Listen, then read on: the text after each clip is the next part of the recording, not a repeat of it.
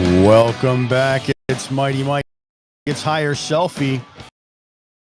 HigherSelphy. Big Up Yourself. Here is a rebroadcast of the CDEMA, Caribbean Disaster Emergency Management Agency. And we have Elizabeth Riley, the director, going to do a broadcast here for you guys, so you guys know what's going on here in the Caribbean region and what they're doing to help out. So you guys go. Pick up the show.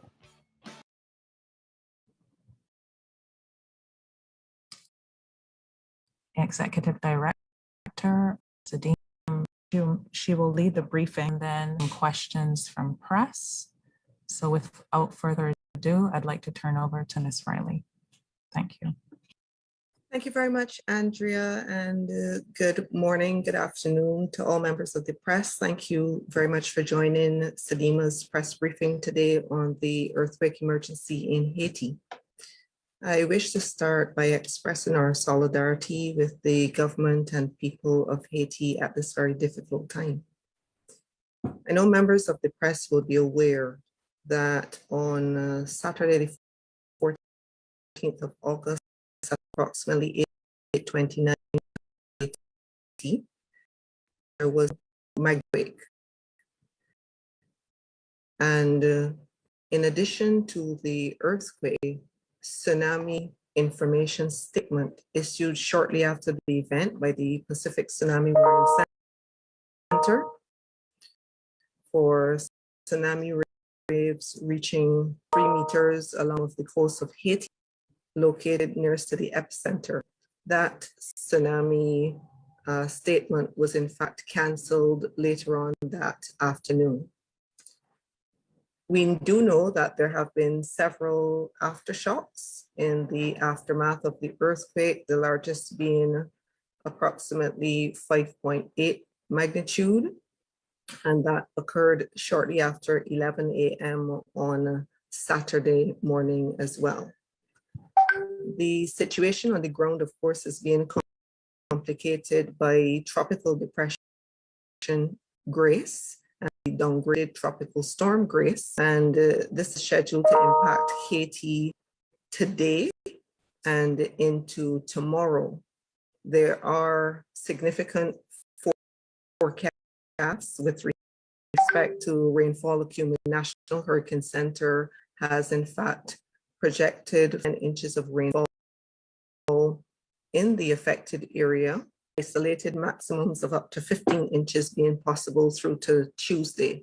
So of course, there is the possibility of flash flooding and mudslides as well. So to speak a bit to statistics on the impact, and we received from the Civil Protection Department in Haiti this morning, and they are correct as of 8 a.m. this morning, Monday, the 16th of August. We do know that approximately 16% of the country's population has been affected, and that the impact has been most felt in the southern departments, South Grenades departments. In terms of fatalities, the statistics this 1,297 fatalities. The injured, the numbers this morning are 2,838 persons. We also know that 14,000 families have been affected. Several buildings destroyed or damaged, and this morning's statistics 369 have been destroyed, with 4,850 houses being damaged. We are aware that infrastructure in the health and education sectors have been impacted as well, and other buildings such as hotels, customs like some measures. In addition, there has been major damage to areas as well. with the national response, I know that some of this information is already in the public domain, so I just wanted to highlight that state of emergency for 1 month, and specifically on the regional level actions which have been undertaken. So the CDEMA coordinated the earthquake on Saturday. We have been in constant contact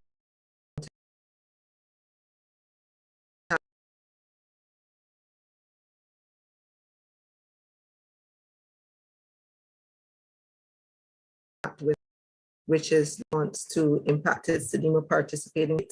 These were already activated at the time of the earthquake due to the threats which were being posed to other participating states by, at the time, Tropical Storm, then Depression Fred, and also Tropical Storm Grace, which, as you know, impacted a number of our participating states on Friday through to Saturday.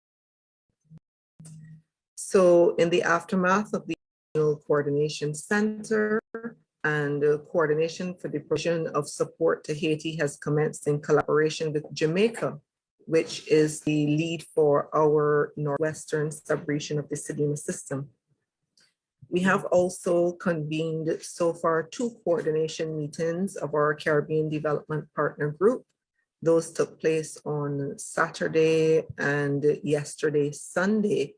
And the intent of those discussions is to ensure that we are providing the most up-to-date information to the humanitarian actors who are potentially going to support based on the needs that have been identified in country. On the information front, you are probably aware that we issued 1 information note on the earthquake and 1 situation report, which was issued late last night. We had also placed standby arrangements in place on Saturday, immediately after the earthquake, and this was done in collaboration with Jamaica, the sub-regional focal point, and the Pan American Health Organization. And at the time, the standby arrangements were made to deliver both search and rescue, as well as emergency medical support to Haiti.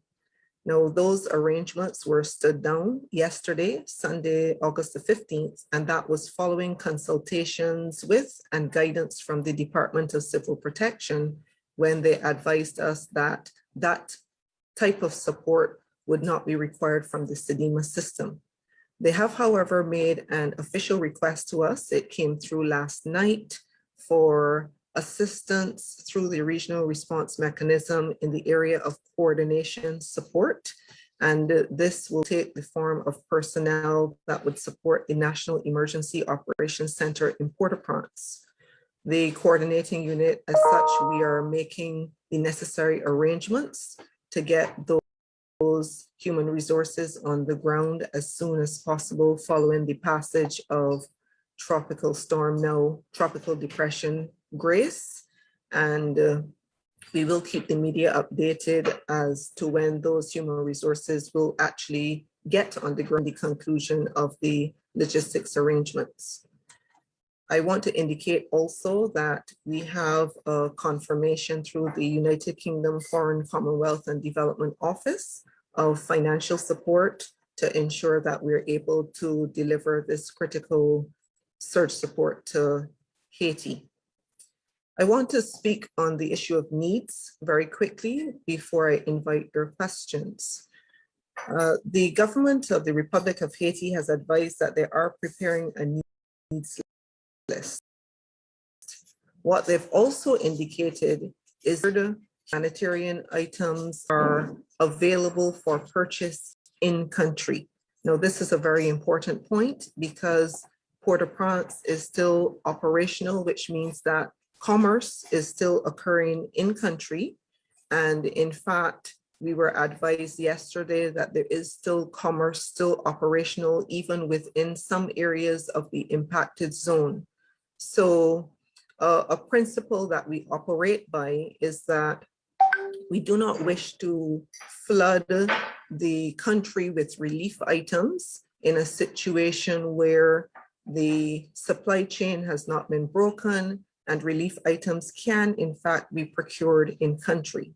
So in this regard, the government of Haiti has guided that they're requesting cash donations and that national relief drives are not being encouraged. And I repeat that, national relief drives are not being encouraged. And I really want to ask the assistant to bring this message out. This is the information they've given us at this time. Of course, with tropical depression grace pending, there is a possibility that that situation may change, but certainly this is the guidance we received last night. With respect to the directing of the cash donations, this is still being worked through with the government of Haiti.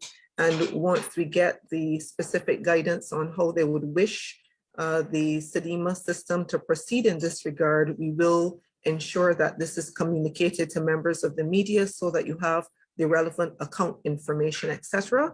But this is still being worked through at this time.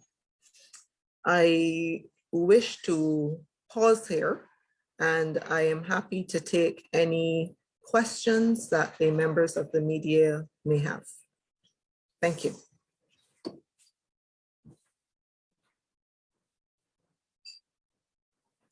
Yes, a question from Jermaine. And you can probably identify the media host that you're with as well, just for the purpose of the persons on the call. Hi, good afternoon, Jermaine April, SKN5. Could you say, because we know, well, it's two questions. One, can you speak to whether or not CDEMA, I know you said you're partnering with your sister agency on island. In terms of dispatching personnel to the island, is that something that is being considered by CDEMA at the moment? Yes, as I indicated, the specific request that Haiti made last night is for personnel to support their emergency operations center in Port-au-Prince. So yes, being considered at the time, and we are in fact in the process of making arrangements to have that deployment into Port-au-Prince. Okay, and the second part to that question has to do specifically with how is CDEMA preparing to dispatch? I know you probably wouldn't have a number in terms of how many personnel you're looking at currently, but how is Haiti's vaccination numbers going to be impacting how you determine how that assistance? Thank you. That's a very important question, and one that we had an extensive discussion on both with Haiti as well as the Caribbean Public Health Agency, CARFA, yesterday. So the Haiti of the CARICOM states, Haiti in fact has the lowest percentage in terms of the vaccine coverage. In fact, they're very recently the first vaccines in country. And a principle of do no harm when we do deployments.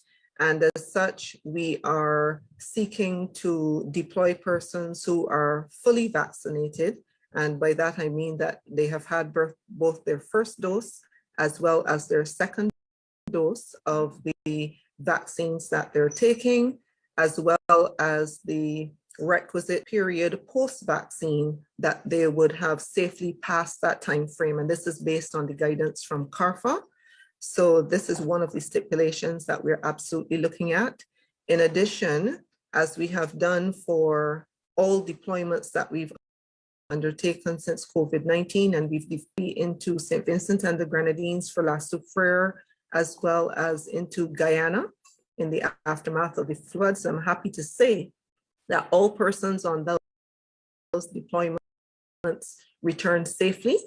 So guidance from CARFA, we will be briefing personnel who are being deployed on the health protocols and the health regimes that should be followed to minimize risk of contracting COVID-19. And the requisite personal protective equipment is a standard part now of what we provide our personnel with when they deploy. Good afternoon, Lisa Broom from CBC in Barbados. I'm wondering whether a cost, I know it's still early days yet, whether a cost has been put to the damage that has happened in D.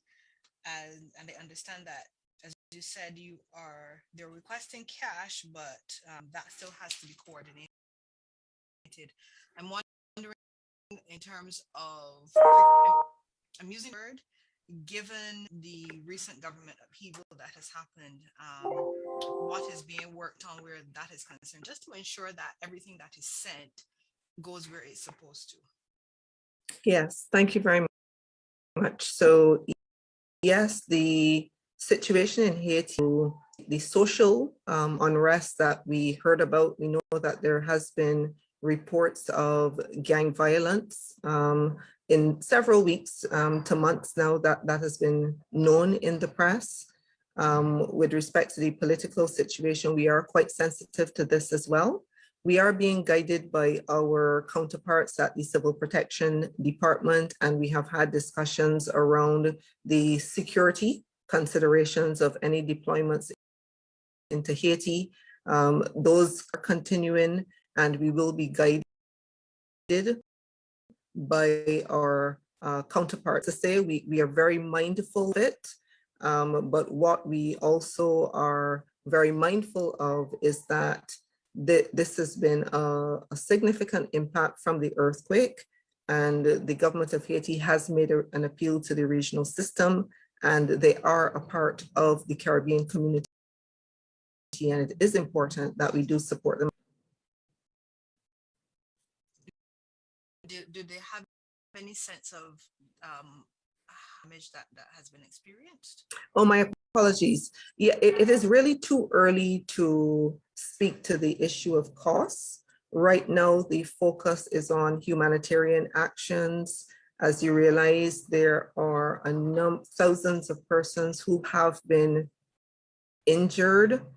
We've had significant loss of life, and the critical actions up to the discussions yesterday really are focused on life-saving actions at this time through search and rescue.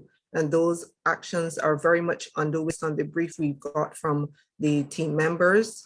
We also discussed yesterday the realities of tropical depression Grace, because of course we have a number of persons who are now exposed as a result of their homes having been destroyed or damaged. And yesterday, the principal consideration was around moving those persons who did not have safe shelter to space shelter. And that, of course, was very much occupying the time and the attention of the authorities yesterday. So the costs will come, they will come in the future, but immediately it's really about the life-saving and humanitarian actions. Director Crystal Boyne, Barbados Advocate, you can speak on the issue of medical support. We speak about humanitarian relief and so on and cash donations, but what about the situation with the hospitals? Obviously, with all these different things happening at the same time, what is the situation with the medical elements of it? You know, we have COVID, we have the storms and all these different things. We have the earthquake. So what is the situation there? The brief from the Civil Protection Department on the weekend up to yesterday when we spoke with them is that they are addressing the medical related components through the national level resources that are available. And as I said, the situation is dynamic. This could change, especially in Grace, but that was the indication.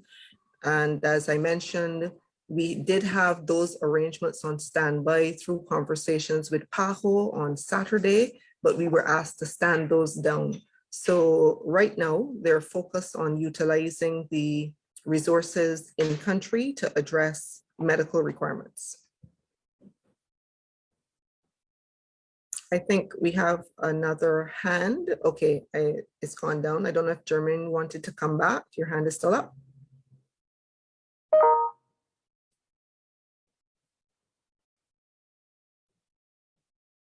Okay, maybe not. Well, Andrew, I don't know if we have any additional questions. There are no questions in the chat. Last call for questions.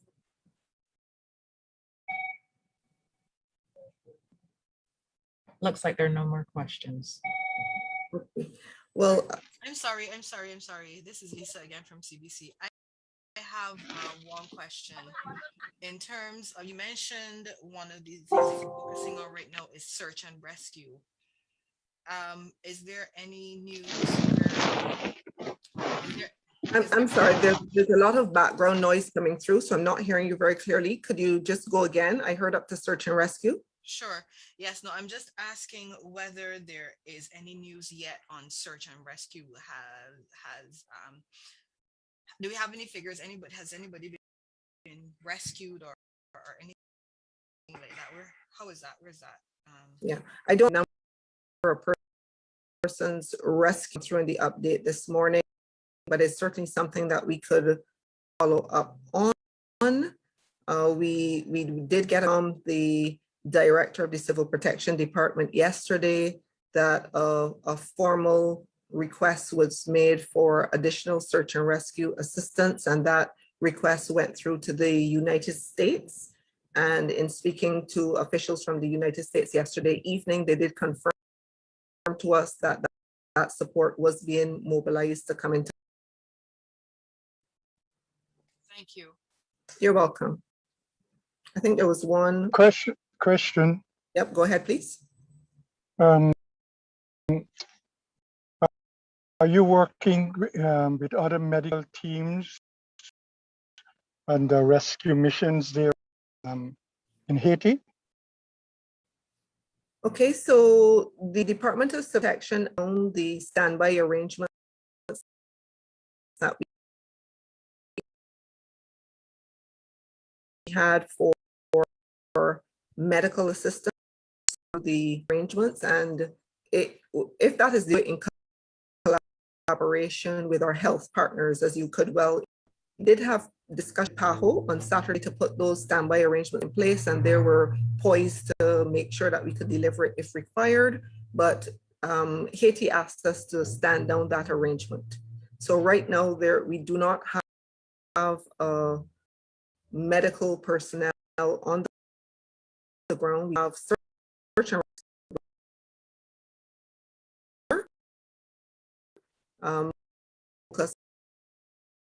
Port Transition Center. That do of the deployment as well as the specific focus that they would have when they go in. We're still working through all those details with the team on the ground. I understand that Cuba has a rescue team there. And you clarify that? I cannot confirm it. This would have to check with the Department of Civil Protection. Okay, thank you. You're welcome.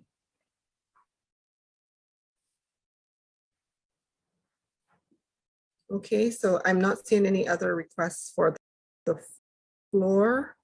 So I want to say thanks so much for to keep members of the media developments in Haiti as far as the information is shared with us, and also to keep you apprised with respect to the actions that are being undertaken by the CDEMA coordinating unit on behalf of the Caribbean community. And we anticipate that when the process of have a sense also may have changed on the ground based on the storm, which I shared a little bit earlier. So thanks again for today's briefing, and I'll ask Andrea to close. Thank you. Okay, please, thank you for your time and attention. And with that, enjoy the rest of the day and stay safe. Thank you.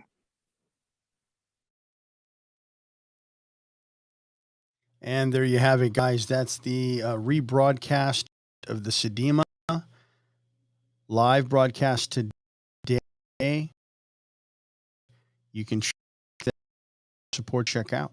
Stay safe, make a plan. Hurricane season is not over. Thank you guys. Positive results right here on HigherSelphy. So much. Have a wonderful evening.